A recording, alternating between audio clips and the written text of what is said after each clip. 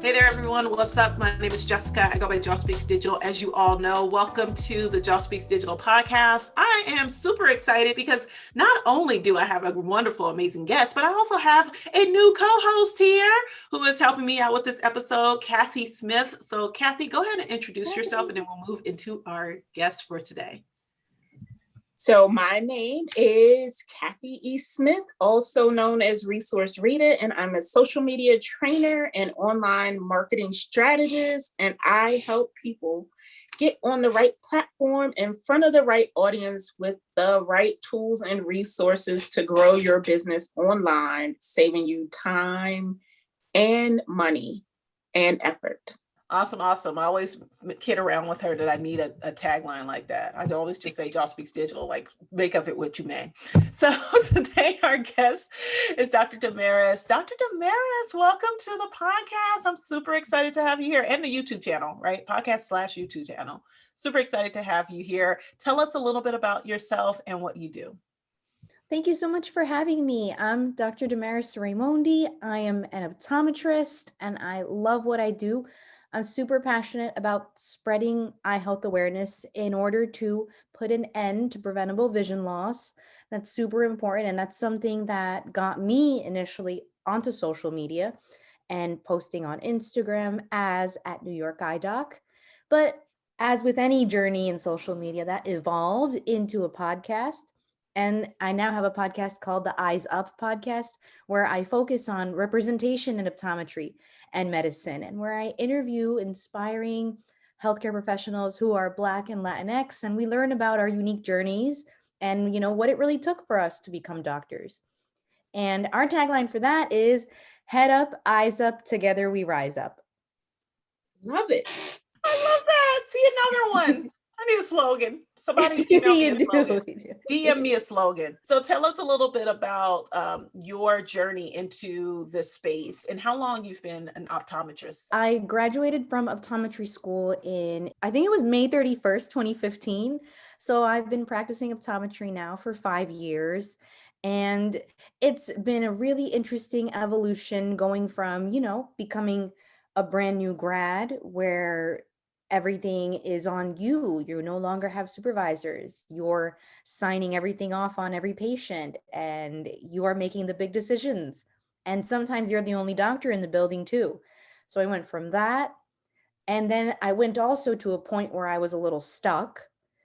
And then I went through a phase where through interviewing for different positions, I discovered my worth and I discovered what I wanted. And I understood that the fact that they're not just interviewing me. In fact, I'm interviewing them. So I actually went through a whole long journey of doing that until I finally found the perfect place for me. So now I work at a hospital with New York City Health and Hospitals.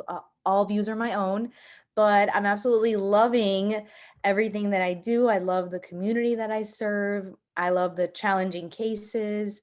And, I love it so much that I talk about it even after hours. So this whole episode, podcast/video came out of a conversation that we had just organically out of the blue on Instagram. And you were talking to us about just eye health, right? As entrepreneurs, I think one of the things that we don't talk about enough is our eyeballs. And it's what we use, especially when you're an online entrepreneur, right? When you're looking at these screens all of the time. And we started to talk about different eye masks you can use, all that good stuff. And I'm trying to remember exactly I don't even know how we got it. I think because I was tired. That's what it was. I was sleepy. My eyes were red. Mm-hmm. And they're kind of red now, but I've been so much better after our conversation. I've actually pulled back from a lot of work too. I've you know what? I am working way too hard and I'm staying up at all hours of the night. I'm working too much, almost to my detriment. So if you could talk to us a little bit, if you can remember that conversation and just kind of give a recap of some of the things that we talked about and why eye health is so important, especially for entrepreneurs. So one of the biggest things that is impacting all of us, since we are spending so much more time on screens and even our breaks from work involves a screen, and then, family time is on screen, is dry eye disease. Dry eye is impacting the entire population. And it used to typically only be something that people who had a little bit more birthdays went through, but I'm seeing younger and younger people go through it.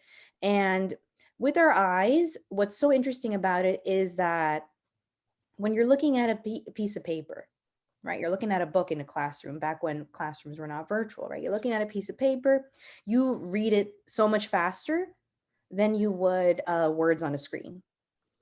And when you're looking at a piece of paper, because it's not bright and because it's also at a low angle, you're actually blinking every 2 to 3 seconds. So one thing that I would start like with having all of you look at with whoever you live with is, observe them when they're like holding just like a newspaper or something like that, or even when they're just talking and hanging out with you. They are going to be blinking every 2 to 3 seconds. However, if you also look at the same person in your household while they're on their phone or while they're on their laptop and you count the seconds between the blink, you're going to count 10 seconds. It's huge. So who cares? Who cares if you blink who cares if you blink 2 seconds when you're not looking at a computer and you're looking 10 seconds at a screen for, right? Well, you should care because one part of our eyes, which is so intricate and so detailed, that's why I could talk about it forever, are our meibomian glands. So our meibomian glands, we have like about 40 or 50 in our lower eyelid and our upper eyelid. And they are just like what the name says, they're little glands. And for them to work properly, you need to constantly be blinking. So every time you blink, these little glands get squished. They push out the appropriate sebum to go on your eyelids. And as they squish themselves and change their shape, they also regenerate. Now, what happens if you're not blinking for long periods of time? 10 seconds is a long period of time. Those little glands don't get to, they don't get to move, and they start to atrophy. They start to themselves dry up, and they end up evaporating, and you lose them.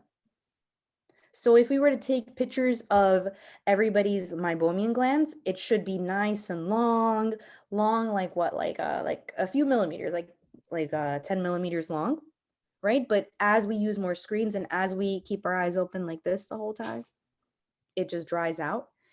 And the reason this is so important also is, again, that we are seeing it affect our youngest patients. We're seeing dry eye disease that should be happening in a 45-year-old in children as young as 7. It's very bad. And that's the main reason why because I think we started talking about blue light and screen time when it was really not.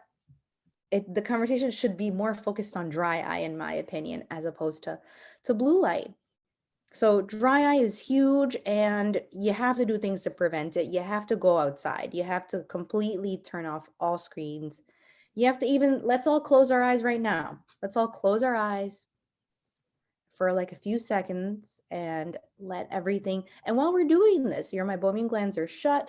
Your whole entire ocular surface is getting covered with your tear film. And your tear film actually has 5 layers in it. Your tear film has a lipid layer, a water layer, a mucin layer. And you can open your eyes now if you'd like. Good. How good was that? You need that. And if you do that more frequently, maybe when you're on a call, like at work, you can close your eyes and still listen. While you're on Clubhouse too, if you have something to say, you can close your eyes and still listen. We really have to do as much as we can to close our eyes and give them a break, because these really delicate structures in our eye, they do atrophy, they do evaporate. And once they evaporate, they can't come back. But we can prevent it from getting that far. Well, I was really engaged when we talked before, but I do suffer from dry eye disease, and it is also hereditary. And my mom has it, and my grandmother has macular degeneration. Macular degeneration. Yes, yes. And so please share a little bit more about that. I was excited that you shared a box of over-the-counter, and I was excited because I actually already had that at home. And so for you to suggest that means that I'm doing something right. And I didn't really like Restasis. So I was glad to see that you shared something that you can buy over the counter. So would you love to share about that? Because that was very helpful to me. Yes, we should all be using, again, because of the dry eye disease that we're experiencing, we should all be using some form of preservative-free artificial tear, like you just showed us, Kathy. And that, again, is going to help coat your eye and lubricate it and keep the whole surface even. Because as much as we do try to cover our eyes, damage is done for some of us. So from the UV exposure that we've had throughout our life. And we don't want any further desiccation happening. So if you use artificial tears like 2 times a day, like as soon as you wake up and before bed, that's a great preventative measure to do. For some of my patients, it's totally normal to have them use it 3 times a day or 4 times a day in both eyes. And I'll recommend that very often to anybody who has, I don't know if you've ever seen like a little yellow mass in some people's eyes, or pink pterygium there. Those patients do need to use artificial tears very frequently. And depending on your occupation too, someone from a construction worker to even a beauty salon worker, all of those chemicals are drying out your eye surface and they're irritating. So when you apply that artificial tear on your eye, not only does it coat your eye surface, but it also removes any impurities that could be there that could be, further causing damage. So that is very important. And with dry eye too, there's many components to it. It's age, it's hereditary, it's environmental, and it could also be like an autoimmune component to it as well. And it's interesting that with the autoimmune conditions, those patients do respond really well to the prescription artificial tears, to things like Restasis and Xiidra and Cequa. That's a slightly newer one. Patients with troubles like Sjogren's or rheumatoid arthritis still have really dry eyes, and they really benefit from those eye drops a lot. I am learning so much. And I'm a bit of a geek, so I like to learn. I'm like, oh. So tell me a little bit about the hereditary part of it, right? When we were on live, you had talked a little bit about the African American community, and there was some prevalence there with certain. Is it considered eye disease? Should I put that word on it, or? Yeah, it is an eye disease. Yeah, Mhm. yeah, absolutely. With a lot of, I mean, overall, with a lot of different diseases, there are different predilections with race and gender. But, two big eye diseases that have a hereditary component are glaucoma and macular degeneration. Glaucoma, that would be more prevalent in the African American community. Macular degeneration more in the Caucasian community, but you still see it. It happens. It's not rare if it's in your chair. But both of those, either way, apart from race, they are also hereditary. So with glaucoma, what ends up happening? Do you want to learn about what glaucoma is? Yeah, I was gonna say, yeah, you probably should explain what it, because here's Yeah. the thing with glaucoma. Here's what happens What with do you, what do glaucoma. you think glaucoma is? And then let's see if you got it No, right. no. So Yeah, it's I was good. I gonna go want the to know route what of people. Yeah. everybody in every African American movie, every Black movie, they're like, glaucoma, I need my weed. I need to smoke. That's the thing. But nobody ever explains exactly what it is. So I was gonna say, to that extent, let's have you explain what it is exactly. Well, allow me to bring my model out. So what glaucoma is it's the silent thief of vision. It's quite common. And what it is, it's optic nerve damage. And the most common form of glaucoma is high eye pressure. So that's where you've heard of glaucoma before, your high eye pressure. And with glaucoma, there's actually like at least more than 10 subtypes, many different types of glaucoma. The most common one is primary open angle glaucoma. So what that means is that your angle is open, but you have high eye pressure. So your optic nerve is getting damaged. I am doing something. Trust me. I'm trying to get something. So there's damage to your optic nerve, right? And This never comes off swiftly. I wanted to show you in very beautiful detail in my eye model here, but when you have high eye pressure, the other thing is that you don't feel that it's high, so you won't feel that it's uncomfortable. And with glaucoma, because it's your optic nerve that's being damaged, that's affecting your peripheral vision. So you have two things working against you. You're losing your peripheral vision, something you're not going to notice. You're also losing, your eye pressure is also increasing, and that's not something that you're going to notice either.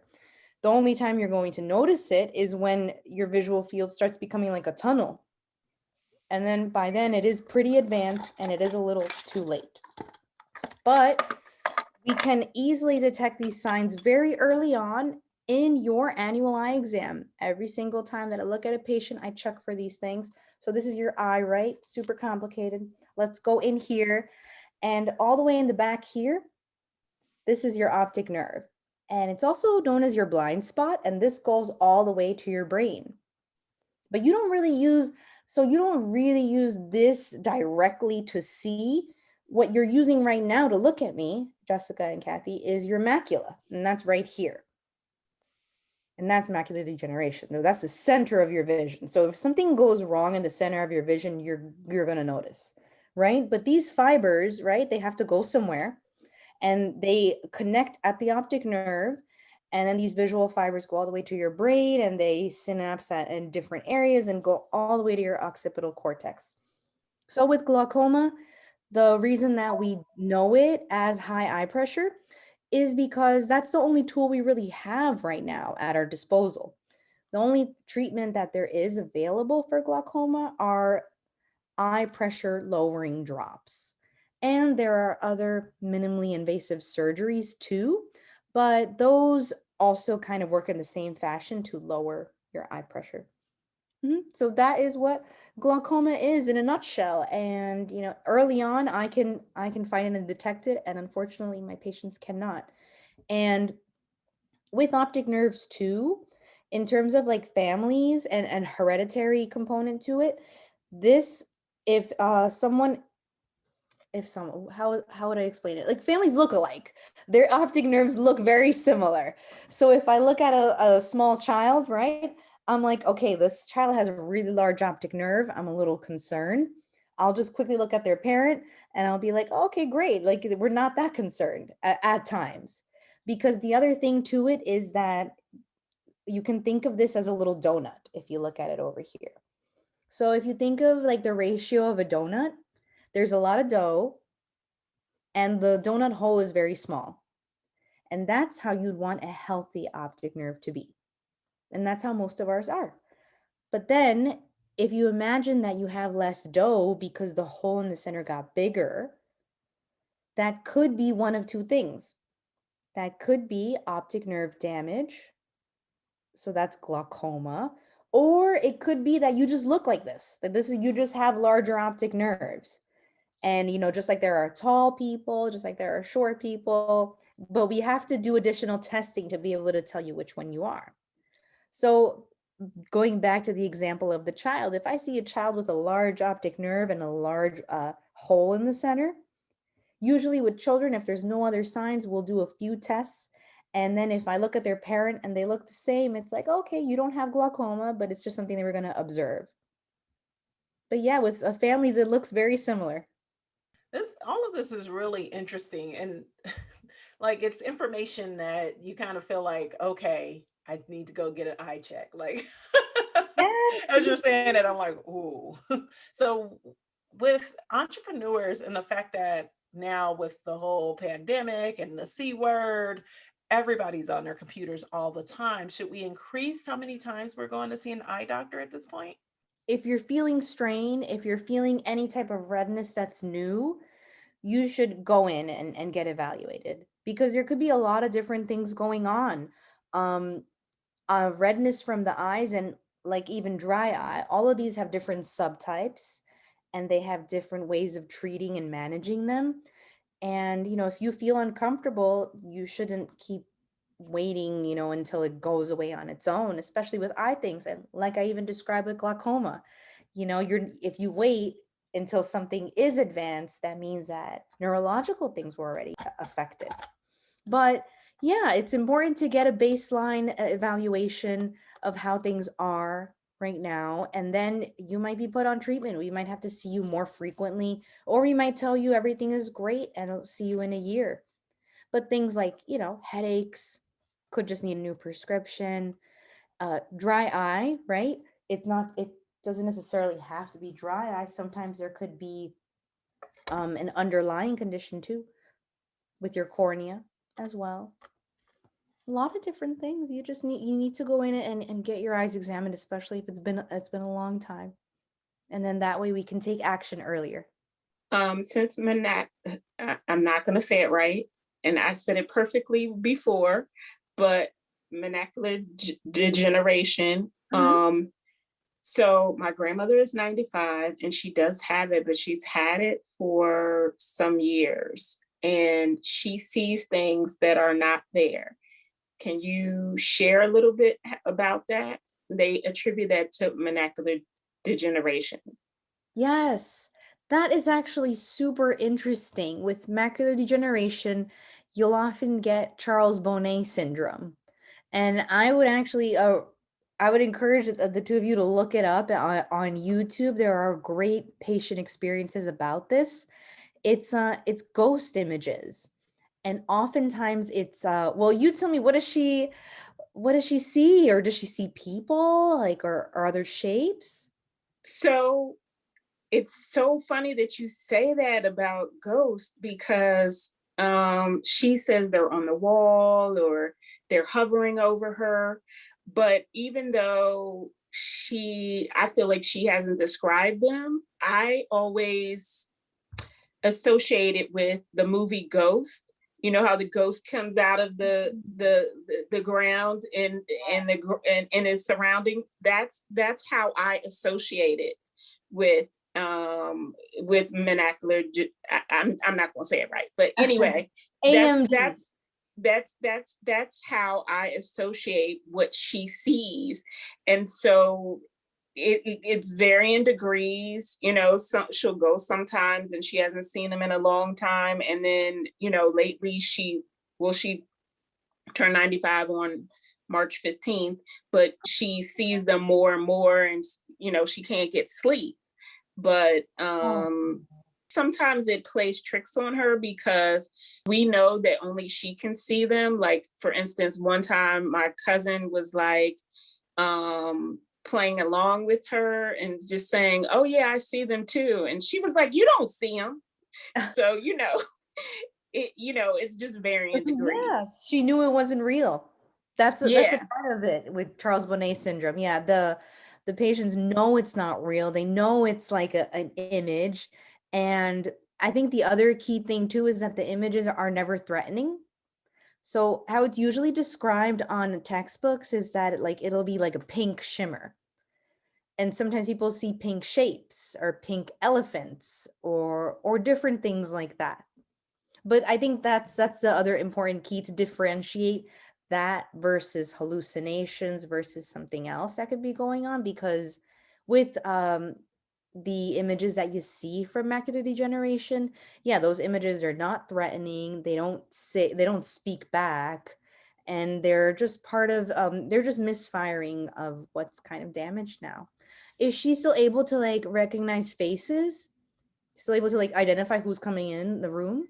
So it's getting to the point that she only sees color, and that probably in the last 6 months, like, she can't really see you. She knows your voice, or if you really get in her face, then she can see. So like, I went to see her on Easter and she was like, "Oh, I like your hair." So, but I was like really close on her, so I think it just depends, but for the most part now she can only see shapes, but if you're right up on her, she can see you for the most part.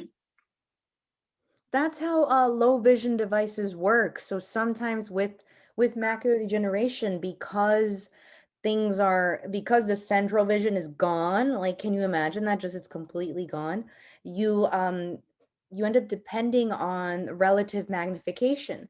So with books, if you ever seen like really large print books, it's to hold this far and it's really big, or sometimes magnifying glasses are given. And again, it's to hold at a very short distance and kind of like peer around that. Because in macular degeneration is opposite to glaucoma in the sense that her peripheral vision, that's all still there. Years ago, before we knew that she had, we just knew that her eyesight was going.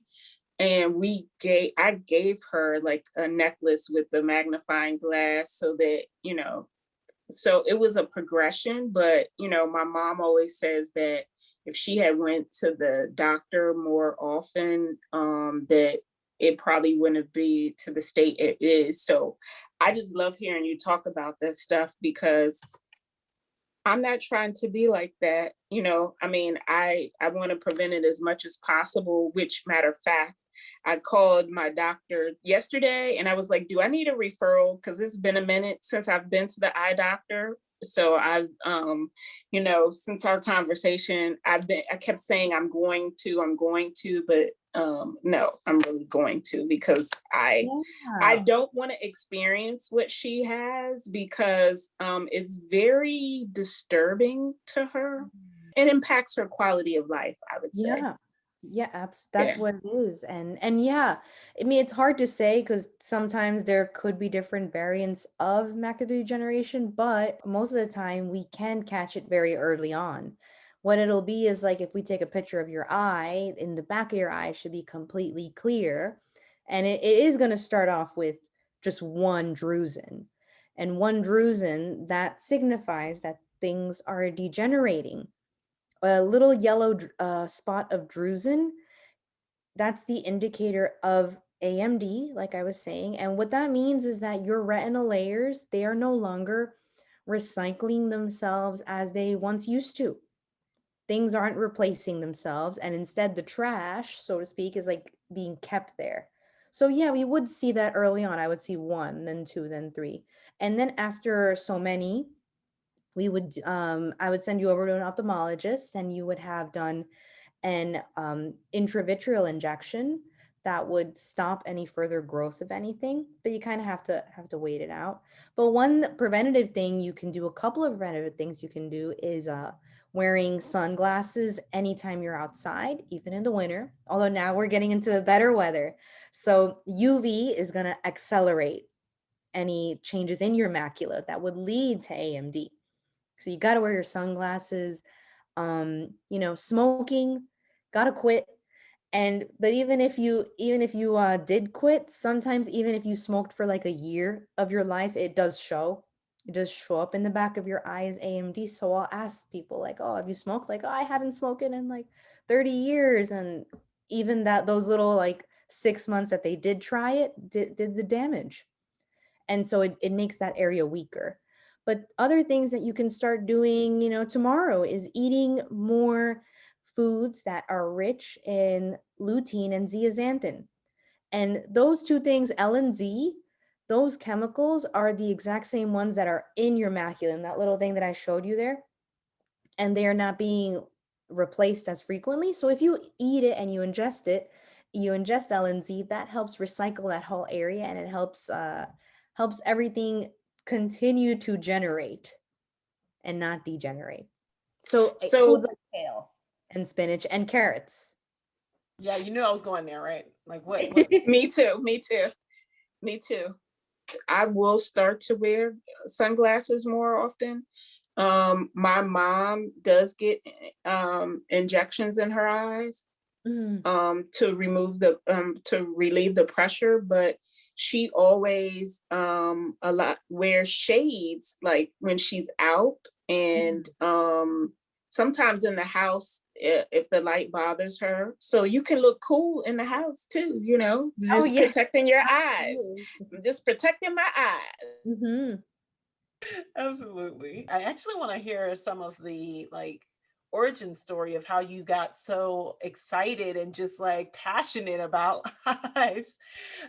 Was there something that happened? Did you have an experience? At what point did you decide, yes, you know what, I am definitely going to be an eye doctor? Well, no, I didn't have a religious experience. No, it's not that exciting. But there wasn't a Well, sign. not even the religious, but just like I'm something just happened, like in kidding. your life, like it's anything. It's just an experience of any point that you were like, you know what? I want to take care of people's eyeballs. Oh yeah. No, I mean I started wearing glasses and contacts at a very early age. So I was like in the seventh grade when I got my first pair of glasses. And as any seventh grader, I was like, I can't do this. I cannot be doing. And I told my parents like immediately after I got my glasses, I need to wear contacts. And somehow it happened, and I was like, what in my school, I was the only girl only person wearing contacts, and I loved what they did for me. I loved that I could see clearly, and then I would see other students who wouldn't want to wear their glasses. They would put them away and hide them, and they would try to squint because they were, embarrassed of them. It's different at that age, right? And then I would be there at that young age already advocating, saying like, hey, you should never be squinting your eyes. You probably need contacts. Like, what's going on? You can't see that. You should be able to see that. There's something that needs to be done. And so I started talking about eye health at that young age because I loved it. I love that I had these tools that were helping me see the board, especially when you're on like a school setting, right? School settings, like you sit, my last name's Raymondi. So if you put everybody alphabetically, I'm all the way in the back of the room. And it's a huge room. And I'm nearsighted. So that means I see things up close, but I don't see things far away. So couldn't see things in that far, far away board in the classroom. So that's what got me excited about it. And then in college, one of our professors who taught developmental bio, she actually was also an optometrist, and she brought in pamphlets about a SUNY College of Optometry and told us about applying there. And I was like, I love eyes. I was also super into makeup and eyeliner at that time before it was popular, before Sephora was a thing. Like I was there, okay? I was so into it, and I'm like, this is perfect. Contacts, beautiful eyeliner, and eye health. Eyes are amazing. They're beautiful. Let's do this. Let's just go all in. So that's kind of a part of my origin story there. Got it. Were you into like colored lenses and all that good stuff when that was a thing, or were you just like, just as long as I can I see? was, I was, absolutely. It was always the fresh look, pure hazel for me. Absolutely. I could totally see that, right? Like, oh yeah, I could change my eye color, like I do that now on Instagram Reels. I'm like, oh, different eye colors. Let's do it. Yeah, no, I did do that for like, I think 2010, 2011. I was wearing pure hazel all the time. That's a whole thing. It's a whole vibe, right? Mhm. Okay, so tell me a little bit about the move to digital, because I'm sure, just like a lot of physicians that I speak to, I'm kind of pushing this and assumptions on you, right? I'm assuming I love that it. for a long time, you were like, I'm not doing that, no way. And then you kind of moved into oh yeah, you know what? This is a way to reach people. Was it like that, or was it different for you? Great question. No, I have always been in love with social media, in love with the internet, addicted. Jessica, oh, I love this question. I've done it. I think I covered this in one of my early podcast episodes. But anyways, no, the moment that like MySpace came out, I was like, all in. MySpace, Sconet, Really? Okay. Zanga. I was I did it all, right? AOL profile, which was before MySpace, right? You do impact font. Like I didn't had no qualms about internet. I'm like, put me out there. And I think with YouTube, I remember when that first came out, I was really confused by that concept. It was like 2007. I'm like, well, YouTube, like, do I put something about me? Like, I don't get it.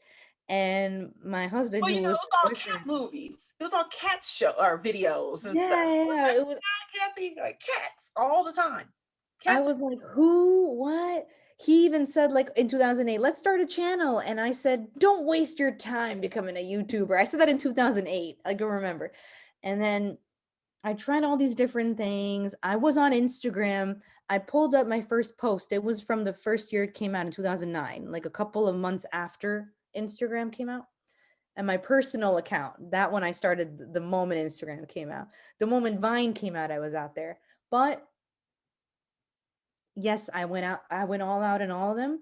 But let me tell you, I was never successful. Never successful. Never got anything, never got anywhere, even with like friends. And it was so interesting to me because I've always been like a really like I was really like excitable girl. Like I have a lot of interests. I got a lot of things that I'm into.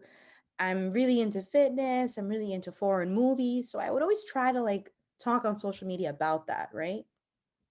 Even like up until 2018, right? So I graduated in 2015. I was talking about all these other like things. I even started maybe like it must have been around 2017. I tried to start like a New York City Instagram. I was trying to like blog about it. I still around. It's Enchanting NYC, but it was just not clicking. I don't know. But then in late 2018, I was like, why don't I talk about optometry? And sure enough, that was it. After a decade of, trying to like get like a following, trying to like talk about other things. But when I reached out and tried to talk about what I was passionate about and what I am, and I was super true to something that I dedicated my whole life to becoming an optometrist, right? And that shows and that reflects and that connected with it allowed me to connect with more followers and more people, and then it's just contagious and we all like get excited about it and talk about it. And I've always found that amazing how talking about this aspect of my life has brought me, all the success that I've always wanted. I've always wanted to be like interviewed, like right now with you, Jessica. I've always wanted to be like, on the Clubhouse stage before. I knew I wanted that before there was a Clubhouse stage, right? I knew I wanted to be featured in articles in my industry. And I'm like, how do you do that? And you just talk about what you're passionate about and what you do during the day. So I just think that's a lesson for everyone. Just hearing you talk about it and, and how that was the thing, because I don't know about Jessica, but well, I do because we share half a brain, but I could talk about marketing like 24/7, but it's just sometimes I don't always know like what I'm going to talk about because I feel like there's so much that I could talk about, if that makes sense. Mm. So I just like hearing you talk about how you got started and how you enjoy it, and I just love it. I love the fact that you said it didn't take off until you just like moved into why don't I just talk about what I'm passionate about? Because that same thing happened to me, right? I am nowhere near like where I want to be with the stuff, but as far as like I'm comfortable where I am with what I have, right? My followers, my community, all that stuff. I can see it growing. I can see the possibilities. And that didn't happen until I stopped trying to be Gary Vee and Lisa Nichols, right? Like it had to happen in my time. Like, no, Jessica, you dance, you act crazy and silly, just be you. And that is when it clicked like, oh, I can be me and people actually still want to work with me. For some reason, I thought if I was myself too much, then that wouldn't be professional. And then people wouldn't want that side of me because. And then they want more of that side too. Exactly, right? It's like. You wrong. If the people who ride with you, they ride with you. Even if you post the most cringe-worthy thing, they're still there liking. And the people who don't like you, don't like you. So you just gotta have fun with it. Exactly. Yeah, you get that DM out of nowhere. It's just like, you resonated with that? Like, I thought I was the only one. Yeah, so it really, I'm glad you said that because it really is, we need to have more of those conversations of vulnerability and just being who you are And for me, Mhm. Kathy, it turned into a thing when it wasn't marketing, but it was content for me, right? When I started to shrink down and just talk specifically Yes.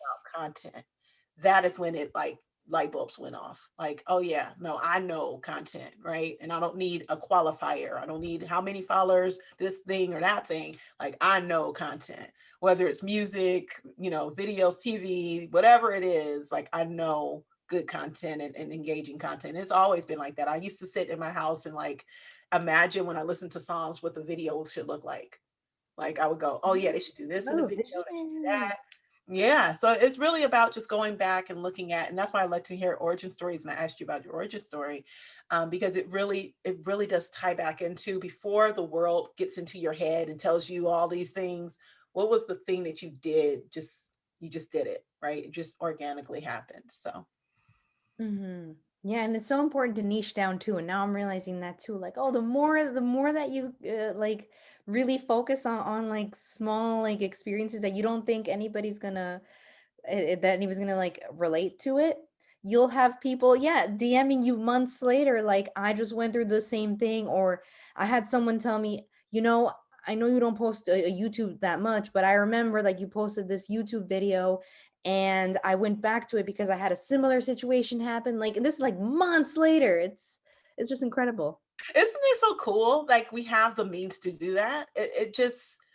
It really makes me, even with this interview, right? I know that, right now it can get whatever views it gets, but I know that it can be content that people can continuously come back to. And over the years, like I was telling Dr. Cindy, who we met on Clubhouse, right? That's where we met. I know it's just a matter of time. So I'm not even really I don't even Oh care yeah. about just putting out the The content that I know, consistency. Hmm. right?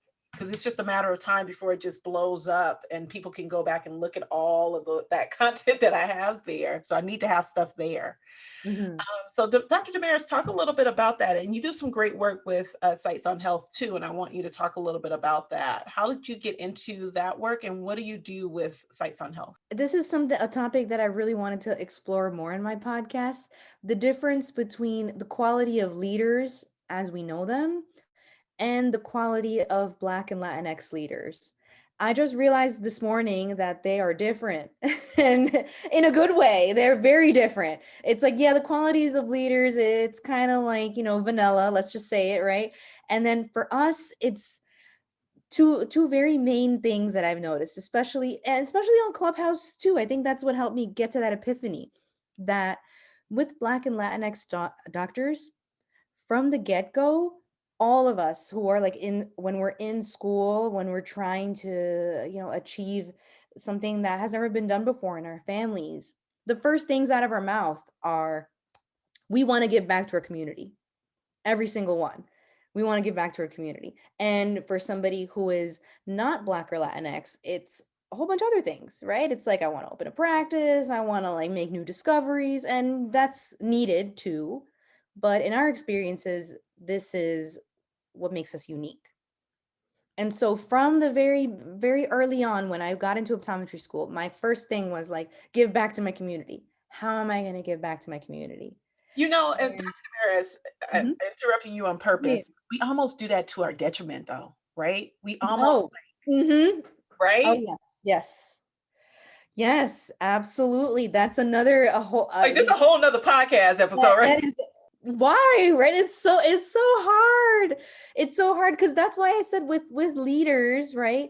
Like people who are used to seeing their parents as leaders and everything, we do have to take a note from their book and do more of those things in a sense too. But yeah, giving back to community, that was my number one thing. And then I didn't understand in school why there weren't more presentations on mission trips and like community service. I didn't get that then, right? Because that's not how this worked. This brain doesn't really work. But in 2014, we got an email blast from a nonprofit at our school. We got from, it was called A Promise to Peru then. And in the email, it said, hey, we're looking for a couple of student doctor volunteers to come on down for 2 weeks to a really remote city in Cusco, Peru, so like up in the mountains, to give eye exams to the needy and to provide glasses for them as well and become involved. Both of my parents are from Peru, and they came here in the 80s with nothing but the clothes on their backs. And I was like, this is what I have to do. I signed up immediately. I emailed them and I went on this one trip. It was just incredible. And it really opened up my eyes and my perspective to the fact that, we need to help both ways as much as we can. We do need to help locally because, we have people here in our communities who are underserved too, but we have to help globally too because it's more underserved. Like they don't have running water. They with climate change, their homes that they live in, it's not designed to be as cold, because in the southern hemisphere in Peru it's like they're getting colder weather and we're getting warmer weather, right? So they don't have access to glasses. They don't have access to like eye exams. There's a lot of ocular trauma that we see, and it was such a beautiful experience that I kept going back every year. So I mean, obviously not this year, but I've gone on like at least 5 or 6 mission trips with them every year to Peru to give back to the community, and to be able to help people in a different level. But yes, I do think that from the next year, to be totally honest, I'm not going to go on a medical mission trip because I did do a lot of that. And you are right. It could be, it is to our detriment at times. I had a medical student like call me up. We like we're talking about the matching that was going to happen like a month ago. And they were telling me their goals for the future. Like, okay, like I really want to, like, Damaris, I really want to like mentor students, and like I'm going into residency and I want to mentor students. And I was like, yes, I'm like, you're going to do so much mentoring that I'm going to tell you from the bottom of my heart to do less. Like the little less that you do, you're still going to be doing way too much of it. Way too much. This is also a Black doctor. I'm like, no, like, because I mean, it sounds awful to say, but it's true. No, but it's necessary to say. It's necessary. Yeah. And so let me explain this to folks who maybe may not understand. When I say to the detriment, I'm going to use myself as an example. I got my first contract, for $10,000. Do you know that first I'm like, oh, I want to buy this person a car. I want to help. That ain't enough money. I want to give this much to this. Oh, and I saw this mom. She needs help. I'm going to buy all her kids some clothes. Like, girl, how about you just take some of that and actually take care of your own home first? It's like we look past ourselves and what we need to go and like help you because we know it's needed, and it's not that it's not needed, because it absolutely is.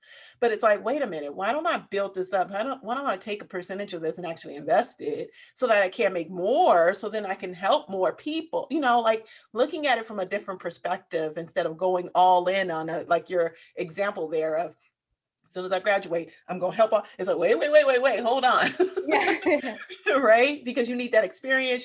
There's other things that you need to put. It's almost putting the horse before the cart, right? Yeah. Like, and I think I was doing the same thing too. I was like, oh, let me help all the students. And it's like, I gotta help myself, and I gotta remember to like mentor up, like look for mentors instead of, and then so by doing that and remembering yourself a little more, like it's okay to be selfish, and it's okay to take care of yourself first, because otherwise you can't pour from an empty cup. And that's the thing, right? When we got on that live, I'm like so busy. I realized I was so busy, like, oh yeah, I got to do this for that. Oh, and I'm like throwing in extra stuff that they didn't even pay for, because I'm like, oh, they need it. So I'm going to do this extra. I'm going to go ahead and show up on this call or do this because they need. Let me do more. Let me just keep doing more. Let me keep doing more. And then I realized, why am I needing, first of all, am I just looking for the validation of doing the more? Yes. Okay, first and foremost, right?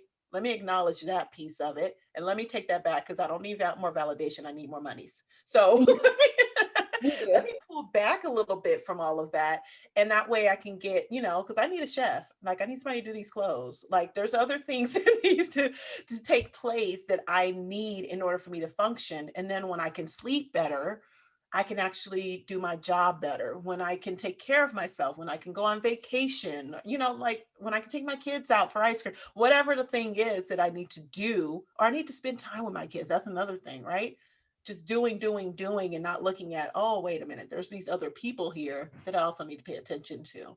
So I think it's a thing of taking a step back and understanding why you're doing what you're doing, Yeah, yeah. then realizing that you need to put certain things into place so that you can do more than you ever dreamed that you can do, because you'll now have the foundation to do it, instead of trying to do it, like you said, pouring from an empty cup. Yeah, I couldn't have said it better myself. I think that was part of the reason too, to be completely transparent with you, why I did so many mission trips. That was very early on in my career. And, it's a wonderful thing, but there was also like a sort of like obligation in my own head tied to it, and validation.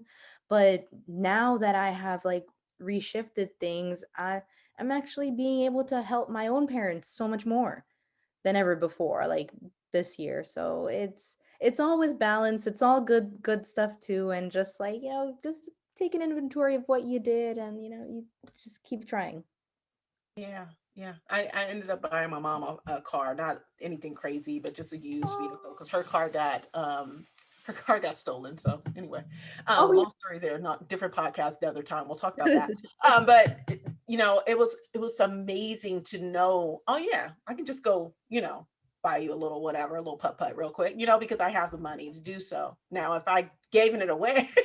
Yeah, I right. wouldn't have those reserves to pull from when my family actually needed me, right? And it's like there's other things that I can do, such as this podcast, such as YouTube. I can put information out there that can be so much more helpful to them. It can be so much more helpful if I have that information and that education out there. And oddly enough, that's what I'm hearing from a lot of the people that I advocate for in maternal health. It's like, I just want the information. I wish there was someplace I could go. So it's like, Mhm. oh, I can just do a video and put it on YouTube, and Yeah. they can Google it, and it's there. Mhm. Not that you did it for that because you saw a need with your mom, but wasn't it just like amazing feeling like, yes, I was able to do that for her. And Dr. Damaris, I'm sure that you felt the same way when poured into your parents. So, and to me, that is my why. Because I do enjoy what I do, but I just feel like with my business, for my business to grow, that I could do so much more for my parents, like, get my grandmother a nurse, or, just there's longevity. My grandfather was 90, and, just being able to do stuff to take care of, my parents. Not that they need it now, but when that time comes, I'm like, sure, I got you. So I I think love it. the sustainability part of it, right? Just knowing that you're sustainable enough that you can now, because you're supposed to pour from overflow, not from the cup. And I think that's where I was missing that point. Missing. Absolutely. Mhm. So, Dr. Damaris, tell us what's next for you. You're not doing the missions anymore, but I'm sure you're still involved heavily. And I think the work that you do, that's another thing too. I want to just put a pin in that really quick before I move to my next question. Is that the fact that you did it once, and the fact that you or twice, or however many times you did it, now you kind of seeded it too, right? So Mhm. you've Yeah. also made that impact and that imprint that can move on for generations, and how amazing that is. So I just wanted to say kudos to you, because that's super dope. Oh, thank you. So yeah, with Sites on Health, I think I will change it to like one mission like every other year. And then I will continue doing fundraising events. I'm super active with running our Instagram. So at Sites on Health, we always put up different pictures from past missions now that we also can't travel because of COVID. And we're also getting updates from the ground as we speak of how the clinics in Peru are doing right now. So cool. That's so cool. So dope. And what's next on the agenda for you? What do you see moving forward for just yourself and eye health? What would you like to do next? What I like to do next? Um, Well, I think I would like to keep doing this, see how far I can take it, keep refining my message, niching down, really talking about our unique experiences on the podcast, and also like bringing in a different perspective on Instagram too, posting more informational pieces just like you said. Yeah, having more fun with it too. Having more fun. I have one last question that I ask all of my guests, or at least I try to ask all of my guests. What was your favorite television show when you were growing up? Okay, TRL doesn't count. That came to mind. No. I mean, well, how old? Because I loved TV. I watched a lot of TV. I need an age. Tell me what, like Okay, so let's 5 go or around 13? like 10 or younger. 10 to 10. Okay, thank you. 'Cause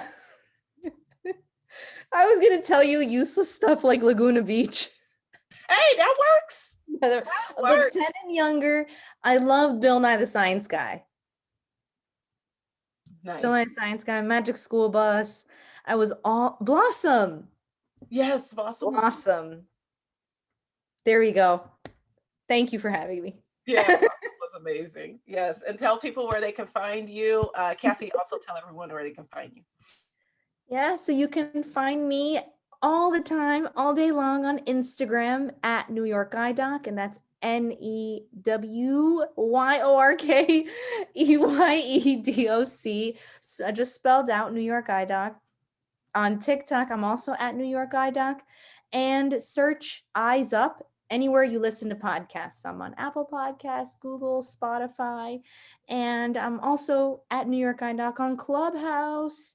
I'm there like at least once a week, everywhere. Just I'm there. I'm always on. And Kathy? So I can be reached as Kathy with the C, E Smith on all platforms, and Washington, D.C. area, or Washington, D.C. metro area is on is posted on most platforms. And I did have one last question for Dr. Damaris, is what was the name of that eye patch that you told Jessica and I about? Because I do want to buy it. And Yes. I too forgot the name of it. It's the Bausch and Lomb TheraPearl. TheraPearl. Okay, got it. At your local Rite Aid or Walgreens, but it should be like under $15, and it's a really great starter one. TheraPearl. Yay. Thank you so much for coming on the podcast. Needed. And do use that every night for at least 20 minutes with your eyes closed. It's going to make a huge difference because it's going to help your meibomian glands not be so stuck and kind of have that really nice fluid covering your eyes. You said it's every night, you said, right? Yes, every night, every evening. Mm-hmm. So it is actually a good thing to cry then.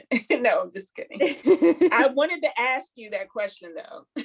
Oh yeah. What, the crying? Yes. Oh, well, if you're tearing and your eyes are really watery and you're not sad, that's a pretty moderate dry eye. So you need to, get that seen by an eye doctor. But crying in itself, it doesn't do anything. Oh, okay. Crying That's from good to sadness. know. Crying from sadness, I mean, it might like have your surrounding like eyelid glands swell up. But other than that, actually don't cry too much, because then that could really damage your the very thin skin on your inner corner of your eye. So maybe not. I'm glad I asked that question. And sometimes you're not always crying because you're sad. You could be crying laughing, because that happens every now and then for me. And just I am not an emotional person, but every now and then I will watch a good movie and I'll just like start crying. Yeah. And that's not, that's not typical of me, but so that's good to know. Thank you so much, Dr. Damaris, for coming on the podcast. And thank you, Kathy, for being my co-host on the podcast.